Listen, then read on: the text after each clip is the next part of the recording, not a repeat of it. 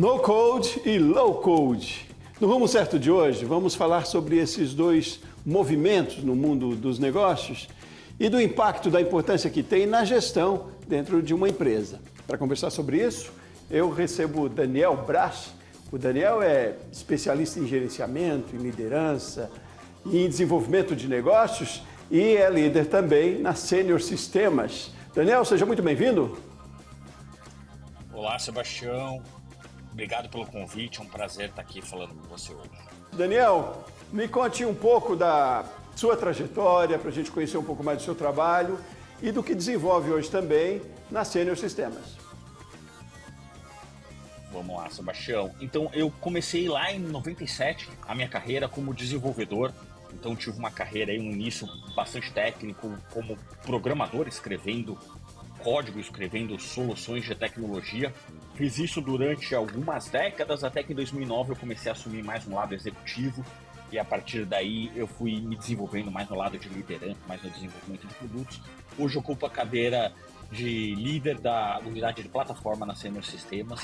Essa unidade acho que é o grande foco daqui. Quando a gente for falar de no-code, low-code, a gente vai falar muito do que essa plataforma desenvolve, o que essa unidade de negócio da Senior está fazendo, o que a gente planeja daqui para frente, o que é esse grande movimento aqui de no-code, low-code. Muito bem, então eu quero saber um pouco mais do que é esse movimento, né? Que a gente já está usando de forma quase que coloquial aqui, mas é um termo ao mesmo tempo relativamente novo, talvez, e nem para todo mundo, é um termo bastante técnico. Me conte, o que são esses movimentos low-code, no-code? O termo em si é um termo relativamente novo mesmo, tá? Ele tem sido bastante difundido nos últimos anos, mas o movimento, as tecnologias que permitem o no-code e o low-code vem lá da década de 90, tá? Eles surgem lá atrás, talvez com a Microsoft desenvolvendo os primeiros bancos de dados, na época o Access, talvez algumas pessoas aqui tenham tido a oportunidade de trabalhar. E o que está por trás desses movimentos, tá? É a tentativa de permitir que pessoas não técnicas passem a desenvolver soluções. Então, inicialmente, a gente precisa de pessoas para... Se você quer construir uma solução de software, uma solução de tecnologia, um produto digital, você precisa de um time bastante técnico. Você precisa ali de cientistas da computação, especialistas em análise de sistemas, especialistas em informática, pessoas que vão escrever código. Isso é uma carreira bastante técnica, bastante profunda. Chega a ser até uma carreira científica, dependendo do ramo que você está. O movimento low-code ele surge para tentar empoderar pessoas não tão técnicas assim. Então a gente tem duas quebras aqui, dois movimentos distintos, mas correlatos. Primeiro você tem um movimento ali do low-code, que é como o termo em inglês, né? A gente poderia traduzir como pouco código. Então ele tenta te dar ferramentas, ele tenta te empoderar. Pessoas não tão técnicas, talvez não desenvolvedoras, mas pessoas que têm uma certa capacidade de programação, que entendam um pouquinho de lógica. Talvez um paralelo totalmente não técnico que a gente possa fazer inicialmente seja talvez com Excel. Você tem uma planilha, então qualquer pessoa consegue ali atuar na planilha, mexer, fazer as suas fórmulas, mas você também tem uma capacidade ali de codificar. Você pode escrever um macro, você pode escrever coisas bastante complexas dentro da planilha. Então talvez isso seja... Ainda não sei se a gente pode chamar isso de low code, mas acho que é um bom paralelo para as pessoas entenderem. Do outro lado, a gente tem um no code, que aí seria o equivalente à tradução, talvez fosse sem código, tá? Então, ao contrário do pouco código, a gente tem um sem código, que aí são soluções que tentam dar o poder sem a menor necessidade de conhecimento técnico, para que qualquer pessoa com mínimo de conhecimento de informática, aqui mínimo mesmo, alguém que consiga usar um aplicativo, alguém que consiga usar um sistema operacional, usar um Word, usuários consigam realmente ir lá e desenvolver as suas soluções, tá? E por que isso é importante para as empresas, para as pessoas, para os usuários em geral? Enquanto de um lado você precisa do desenvolvedor, isso custa muito caro e leva muito tempo. Para você desenvolver uma solução do zero e alocar um time de tecnologia hoje custa muito caro, tá? Hoje a gente tem uma escassez muito grande de tecnologia, aliás, não hoje, dos últimos anos para cá, e a gente não vê como resolver isso nos próximos anos. Assim, o gap de profissionais de tecnologia é muito grande e provavelmente vai continuar nos próximos anos. Isso, por um lado, a gente tenta resolver isso, por um lado, com essas tecnologias de no-code, low-code, reduzindo o custo e colocando pessoas não técnicas para desenvolver. Então a gente consegue tentar distribuir um pouquinho mais. Você imagina, por exemplo, que só estima-se que 0,3% da população do mundo saiba programar. E se a gente fizer um paralelo aqui com escritores, com livros, seria mais ou menos 0,3% das pessoas soubessem escrever. Você imagina o tanto de capacidade que a gente estaria perdendo, assim. Então a gente tenta abrir isso e dar para um grupo maior de pessoas esse poder de desenvolver coisas. Por que isso é legal para as pessoas, tá? A gente consegue, então, pessoas especialistas em negócio, talvez você tenha lá a pessoa do marketing, a pessoa de finanças, consegue aproveitar aquele conhecimento dela para desenvolver a solução, mas você tem um lado que é mais interessante, que hoje tem sido mais usado, que é o lado daquele do empreendedor. Então, o cara que está querendo começar um negócio, como é que você tradicionalmente começaria uma startup de tecnologia, tá? Você, então, sendo um cara de negócio, você é especialista numa área, você quer começar um negócio. Você teria necessariamente que buscar um sócio técnico que topasse, então, entrar nessa com você, acreditasse na ideia, topasse a brincadeira e, cara, então vamos lá, vamos partir para desenvolver. Isso é cada vez mais difícil. Por que é mais difícil? Porque o mercado tá escasso para pessoas, assim. Então, o custo para o cara técnico sair do emprego dele e topar encarar uma venture nova é cada vez mais alto, tá? Então, você como empreendedor teria que convencer alguém, ou então conseguir capital, o que também hoje em dia é cada vez mais difícil. A gente tem uma crise aqui no mundo de venture capital, no mundo de apostas em empresas iniciais. O dinheiro não está mais tão livre como ele estava há 2 anos atrás. Então você precisaria de dinheiro para apostar e contratar essa equipe, colocar dinheiro para construir isso. Então o movimento no-code, low-code acaba te facilitando no sentido de que você talvez não precise mais desses caras de tecnologia no primeiro momento. O próprio empreendedor, ele consegue construir essa solução, ele consegue ir lá e desenvolver a ideia dele, tirar do papel, lançar esse produto, começar talvez a monetizar, ou pelo menos demonstrar a capacidade daquele produto, para na hora que aquilo começar a crescer, aquilo ali, aí sim ele aportar um cara de tecnologia, aportar dinheiro, tá? Então a ideia é tentar facilitar, a ideia geral é tentar facilitar e trazer para todo mundo, pessoas não técnicas, todo aquele poder que as pessoas técnicas tinham. Não, ótimo, interessante. Agora, para todo mundo quem? Eu digo, qual é o nível, ou perfil, ou estágio de empresas que estão adotando mais esse movimento? Tá. A gente tem os dois movimentos, são movimentos de novo separados, mas correlatos, tá? Então você tem o movimento do low code, que são pessoas mais técnicas. É talvez aquele usuário mais avançado, ou talvez até aquele cara que seja um desenvolvedor, mas que esteja buscando lançar mais rápido. Desenvolver software leva tempo, tá? Você desenvolver um software que escale, que seja robusto, que seja lançado com uma capacidade de atender um público muito amplo, leva bastante tempo para ser feito. Então, se você é um desenvolvedor, um programador, ou alguém técnico, um usuário avançado, e você quer lançar algo rápido e barato, então você consegue se aproveitar das ferramentas de low code, no code, para lançar isso muito rápido. Do outro lado, você pode ser uma pessoa que tem você pode ser um empreendedor que teve uma ideia e não tem grande conhecimento de tecnologia, então você consegue se aproveitar dessas ferramentas. Aqui são ferramentas visuais, tá? Você entra na ferramenta, você consegue arrastar botões, arrastar campos, arrastar listas, arrastar imagens e montar a tela do seu aplicativo, dizer ali sem código o comportamento daquele aplicativo, e muito rápido, 1 a 2 semanas, você já tem um aplicativo rodando, o site rodando, o portal rodando, e você consegue lançar o seu negócio. Se você está dentro da empresa, você tem o seu departamento. Se você está ali no financeiro, você precisa de um sistema de controle de pagamentos, por exemplo, você consegue, sendo analista financeiro, diretor financeiro, gerente financeiro, você consegue aproveitar do seu conhecimento da área de negócio, o conhecimento funcional, e dentro dessas ferramentas, visualmente implementar tudo aquilo, talvez escrever muito pouco código, se você tiver com low code. Que tipo de código, tá? Se você tem um código especialista, por exemplo, em finanças, você vai ter que ter um algoritmo específico sobre retorno de investimento que você usa, talvez isso você tenha que codificar, tá? Isso provavelmente não vai estar pronto. Aquilo que é o seu diferencial competitivo, talvez aquilo você não ache pronto. Você vai achar o que é comum a todos os aplicativos. Então você consegue fazer ele visualmente e funcionalmente todo dentro da ferramenta. Aí talvez você tenha aquela pontinha ou outra que é o que vai te dar um diferencial, talvez aquilo você tenha que programar. Mas normalmente são programação muito curtinha, são códigos muito curtos, muito simples, coisas muito específicas que você tenha que fazer.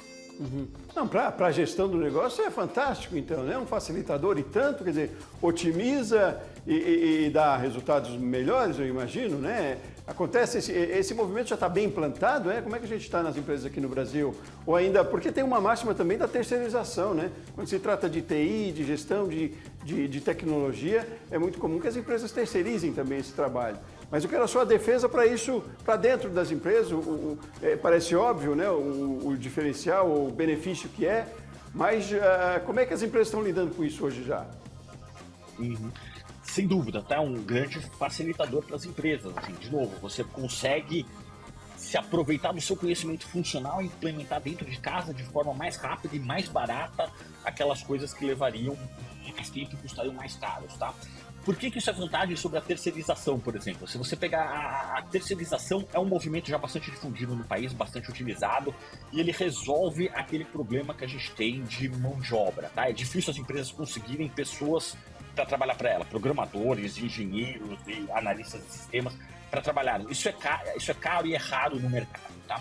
Então você consegue terceirizar com consultorias especializadas isso, mas mesmo essa terceirização ainda custa caro, tá? Ainda é difícil, você ainda tem fila na grande maioria dessas empresas, então você não consegue, se você precisa de um sistema agora, você não consegue já chegar para a empresa e já sair desenvolvendo, você vai acabar entrando numa fila, vai ter todo um processo de análise, porque afinal de contas o especialista no negócio é você e não a pessoa que vai desenvolver, não a empresa é especialista em tecnologia, então você precisa de certa forma transferir aquele conhecimento para a empresa. Esse conhecimento leva tempo, essa transferência de conhecimento, até que a pessoa consiga realmente começar a desenvolver e construir algo útil que faça sentido para você. Então, você consegue, puxando pelo no-code, low-code, aproveitar esse conhecimento interno e já passar essa barreira da tecnologia, tá? Então, isso acelera bastante, torna mais barato, torna mais rápido o desenvolvimento. É claro que nem tudo são flores, existe o lado positivo e o lado negativo como tudo. Você consegue lançar mais rápido, mas são produtos que tendem a ser produtos empresariais, não são produtos prontos para serem lançados por um grande público. Por exemplo, você talvez vai ter menos, por não ser uma pessoa técnica, você provavelmente vai ter menos cuidado com segurança, vai ter menos cuidado talvez com integração, vai ter menos cuidado com eficiência, talvez o uso dos recursos ali, e que isso pode ser um custo significativo no futuro, se você lançar esse produto e esse produto escalar, porque são coisas ali, são preocupações que realmente requerem um especialista, tá? Mas você consegue iniciar o produto, lançar a ferramenta, lançar a solução de forma muito rápida, muito barato e principalmente começar a ganhar dinheiro. Assim, se você está dentro de uma área, você é do marketing, quer fazer controle de campanhas, ao invés de você ter que contratar um terceirizado, passar seu conhecimento, esperar 6 meses para desenvolver, talvez eu consiga acelerar esse meu ciclo inteiro, usar o meu próprio conhecimento, em 2, 3, 4 semanas ter o produto lançado e em 4 semanas já começar a reverter em valor para mim. E aí talvez no futuro, se isso realmente der certo, essa ideia, talvez usar esse próprio dinheiro que eu comecei a ganhar ali em 4 semanas ao invés de 6 meses, usar esse próprio valor gerado para aí sim no futuro contratar uma empresa e fazer a coisa de forma escalada, tá? Isso por um lado. Por outro lado, existem isso nos sistemas comuns quando a gente está falando de sistema digital. Tem um outro tipo de low-code, no-code que é baseado em processo, tá? Que é o que a gente normalmente chama ali de BPM ou de fluxo, tá? Esses a gente tem um mercado bastante robusto, talvez até mais robusto do que os sistemas de aplicativo e de desenvolvimento de sites, tá? Esse você já consegue desenvolver hoje e manter isso a longo prazo, escalado e bastante dinâmico, com ferramentas no-code e low-code, tá? Então você consegue construir aplicativos empresariais baseados em processos, ou seja, você consegue automatizar um processo, digamos que você está lá no RH, você tem um fluxo de recebimento de reembolso de viagem. Hoje você já consegue desenvolver do zero, sem nenhum código, com muitíssimo pouco código, você consegue automatizar todo esse processo de reembolso de viagem. Então, desde o pedido ali da viagem do seu colaborador, até o momento que ele retorna e precisa registrar as notas fiscais, pedir o reembolso, você consegue construir um aplicativo customizado para o seu RH, sem nenhum código, aproveitando o conhecimento específico ali da sua empresa, sem a necessidade de envolver a sua tecnologia, a sua TI, sem nada disso. Não, assim, muito bom. Tirando o Technicase de fora. Não, mas é muito bom, fácil de entender, deu para compreender direitinho e do benefício que é instigante até, mas a gente vai fazer uma paradinha, Daniel, eu quero saber de outros benefícios, porque eu quero puxar um pouco pelo seu conhecimento também em gerenciamento e em gestão de pessoas, conhecimento, desenvolvimento também de pessoas, enfim, o quanto isso pode ser vantagem também para uma máxima que a gente tem dito muito hoje, que é engajamento também de colaborador com a marca. Se isso, né, uma vez que tem mais facilidade para talvez a um programa, a um movimento, enfim, uma plataforma que me dê mais condições de desenvolver ou de fazer os processos acontecerem de forma mais eficiente, talvez a gente seja interessante o reflexo que isso dá também, né? E falar de futuro também, que tendências a gente tem pela frente aí, tá bom? Vamos fazer um intervalo rapidinho, Maravilha. Daniel? A gente continua na conversa já já. Muito bem, você de casa também, aguarde com a gente aqui no Rumo Certo, voltamos já já.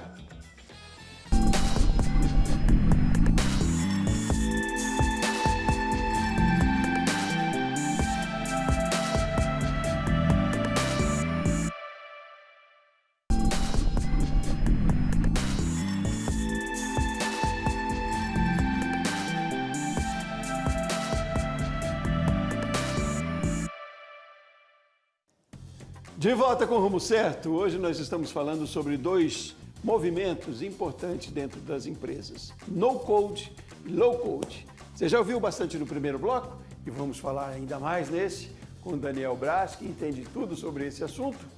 Daniel, me diga uma coisa, a gente conceituou lá, né, no primeiro bloco, deu para entender de uma coisa que parecia tão técnica, tão árida, você trouxe aqui para conhecimento da gente, para entendimento da gente.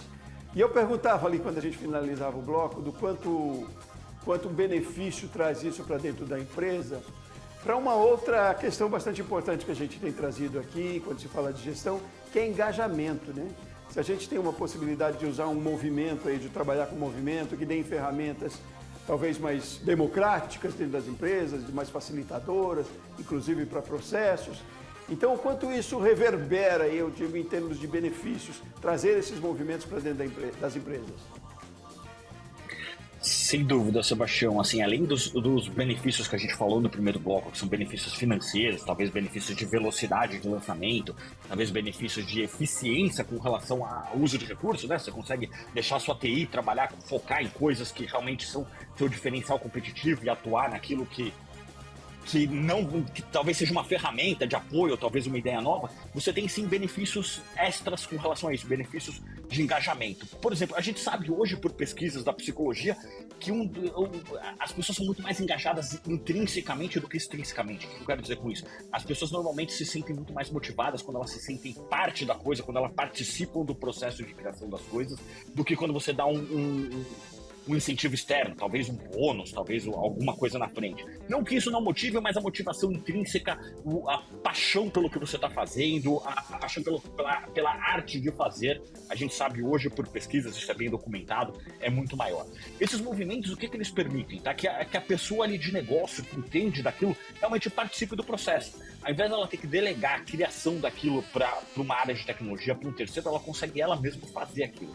Isso certamente faz parte da motivação, assim, você está colocando o seu conhecimento, aquela área que você é apaixonado. Então, se eu sou um cara apaixonado por RH, certamente o motivador vai ser conseguir colocar todo aquele meu conhecimento de RH e como software, como solução. Eu mesmo consegui desenvolver a solução, aplicar, ver se aquilo está funcionando, ver, talvez não tenha funcionado tão bem, então eu consigo ir lá e eu mesmo alterar e fazer uma nova versão. Isso certamente pode ser usado como motivador e a gente vê isso nas empresas, tá? A gente vê as pessoas, o engajamento realmente aumentando bastante quando você dá a possibilidade da pessoa, do que o americano chama de craft, né? Quando a pessoa pega aquilo e ela constrói com as próprias mãos e você vê aquela paixão se materializando. Então isso certamente é um motivador.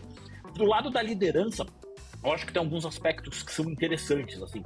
A gente, além de você ter o uso melhor dos recursos, ou seja, eu não tenho tanta gente envolvida no processo, de novo, eu não tenho uma área de TI, não que ter uma área de TI seja ruim, tá? As áreas de TI hoje em dia, elas são muito parceiras de negócio, tá?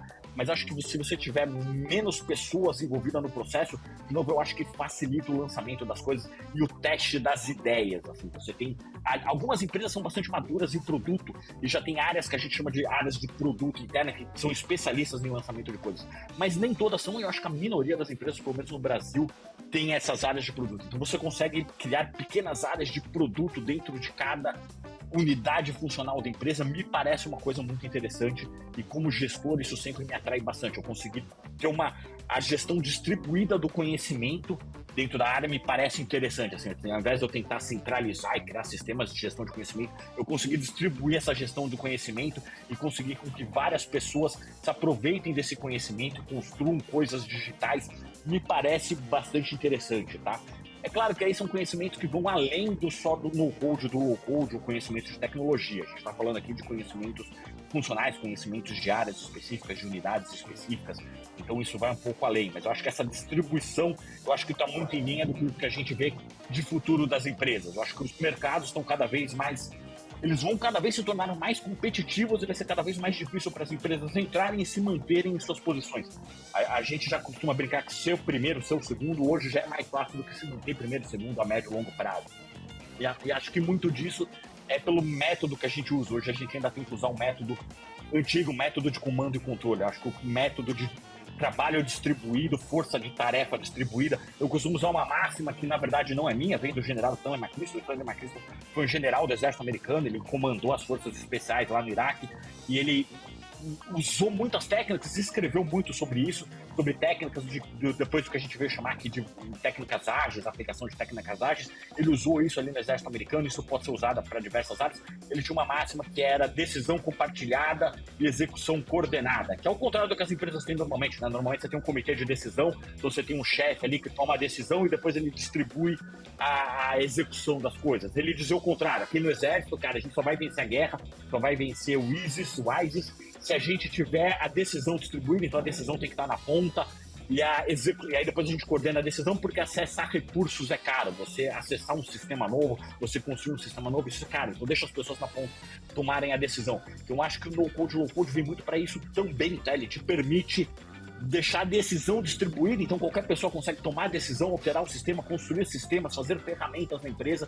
Depois, na hora de construir, a gente coordena aqui para garantir que a gente está construindo a melhor coisa, tá? Não, e é muito bom isso, né? Voltando a essa coisa da democratização também, porque é muito comum a gente dizer que a tecnologia está muito afim com essa nova geração, né? Uma questão geracional, essa moçada mais nova, até os 30 anos, desenvolve, tem uma afinidade muito grande, né? E se a gente tem facilitadores, movimentos facilitadores, ou ferramentas, ou softwares, enfim, que possam trazer para dentro das empresas, de forma que todos tenham acesso a isso, né? Pessoas mais sêniores, pessoas mais novas, enfim, me parece que tem esse benefício também, até porque a gente tem tantos desafios aí tecnológicos pela frente, né? Tem tanta novidade a cada dia, agora tem o ChatGPT, e aí, enfim, todo dia, e todo mundo tem que entender um pouquinho, ou pelo menos não ter medo disso, né? E parece que, enquanto tendência, como é que você vê isso também? Que futuro a gente vê enquanto tecnologia, de trazer isso para dentro das empresas? Me parece que aí, nessa onda, boa onda, o movimento low-code e no-code estão à frente, né? Não é, Daniel? Isso, sem dúvida. Tem tecnologia já é a linguagem do presente, assim, ela deixou de ser a linguagem do futuro, já é a linguagem do presente. Tem o profissional que não entender o mínimo de tecnologia vai ter cada vez mais dificuldade de conviver, essas coisas estão se automatizando. Você citou o ChatGPT aqui, é um bom exemplo, existem outros, mas ele é um bom exemplo, é um exemplo que está sendo bastante falado, e certamente vai surgir uma série de revoluções em cima dele. Revoluções de atendimento, a gente vê uma revolução já com vários testes acontecendo, por exemplo, no setor jurídico. Você já vê hoje contratos sendo gerados de forma automática a partir da vontade de duas partes. As duas partes descrevem o que querem, a ferramenta gera um contrato, e esse contrato hoje você já consegue, através de outras ferramentas, já fazer assinatura digital e já sair com esse contrato valendo e juridicamente válido, tá? Então a tecnologia já é a ferramenta do presente, assim. Então os profissionais, tanto os mais antigos, os mais sêniores, que esses certamente vão ter um pouco mais de dificuldade, talvez, mas eu vejo hoje as pessoas já navegando muito bem com tecnologia, tá? As pessoas mais sêniores. Mas as mais novas também, as mais novas talvez o cara vem muito especialista, faz uma faculdade de administração, uma faculdade de direito, ele vem muito especialista na área dele, mas ele já precisa cada vez mais falar mais rápido e cada vez de forma mais profunda sobre tecnologia. Isso no code ou low code vem com uma ferramenta de grande facilitação, assim. Acho que não só como ferramenta de entrada, certamente é uma boa porta de entrada você conseguir falar o mundo de tecnologia, você conseguir desenvolver suas próprias soluções, desenvolver os seus próprios processos, desenvolver as suas próprias ferramentas, mas talvez ele possa também já, além dele te dar soluções prontas, ele também pode ser uma porta, um bom jeito de você entrar, se apaixonar e, por que não, começar a desenvolver coisas mais profundas depois, entender de código, entender de arquitetura de sistemas. Talvez não porque você queira ser um desenvolvedor, mas porque você quer falar essa linguagem. É importante que você saiba como as coisas são feitas por trás. Pouquíssimas pessoas sabem como é que o ChatGPT funciona, e não que elas precisam saber a fundo, tá? Você não precisa entender os modelos matemáticos, ali é uma coisa extremamente complexa de entender, e realmente é coisa de especialista, mas você tem noção de como as coisas funcionam, acho que é cada vez mais importante, até para a hora que você for gerar o seu contrato ali, no seu advogado, você saber que tipo de input você coloca, que tipo de input você não coloca. Hoje a gente tem uma discussão muito grande ali sobre ética na inteligência artificial, até onde vai a inteligência artificial, o que ela pode pôr, o que ela não pode pôr. Acho que as pessoas vão ter que começar a discutir isso cada vez mais. Então isso é uma discussão que passa por filosofia, passa por ética, passa por moral, mas também passa por tecnologia, como é que a gente faz o uso da tecnologia. Então isso acho que sim, para a juventude, para as pessoas mais sêniores, super importante. Assim, hoje é a linguagem do trabalho, sem dúvida. Assim. Tecnologia hoje é a linguagem do trabalho. É importante se colocar como possível para isso, né? Eu preciso entender, pode não de todo não ter conhecimento, mas não precisa todo mesmo, como você diz, mas é preciso entender que enquanto empreendedor, enquanto negócios mesmo, principalmente, na vida, mas se colocar como parte dessa ferramenta que tem aí, né? Que eu posso tem o poder para usar essas ferramentas, né? É claro, sempre, como a gente tem falado aqui também, que o importante é que a tecnologia vem para auxiliar, né? Ela não vem para substituir nada. A gente trabalha muito aqui também com a ideia de cada vez mais, na oferta de produtos, de serviços, sim, com o uso de tecnologia, porque é um facilitador da eficiência, mas sempre a humanização, né? Sempre o tete-a-tete, a conversa que a gente vai ter, sempre é fundamental, né? Não adiantaria nada ter a tecnologia aqui para a gente conversar, por exemplo, você em São Paulo e eu aqui em Brasília, se não soubéssemos conversar, né? Modéstia à parte, se não trouxéssemos um assunto aqui para discutir. Daniel, hoje foi ótimo conversar com você aqui, foi um aprendizado e tanto. Quero convidar você a voltar outras vezes, sempre faço isso também, quando assuntos são tão interessantes e não se esgotam numa conversa de meia hora, né? Para que a gente volte a esse assunto, tecnologia, a gente vai voltar sempre. Então a casa está sempre aberta aqui para você, os estúdios abertos, para você trazer mais conhecimento, compartilhar com a gente aqui. Por hoje, muitíssimo obrigado pela sua participação aqui e sucesso aí no seu trabalho. Obrigado, Sebastião. Foi um prazer. Agradeço demais de novo o convite. Foi uma honra. Obrigado. Muito bem. Foi uma honra ter você também aqui com a gente, como disse o Daniel. Muito obrigado pela sua audiência aqui no Rumo Certo. Eu volto no próximo programa. Forte abraço e até mais.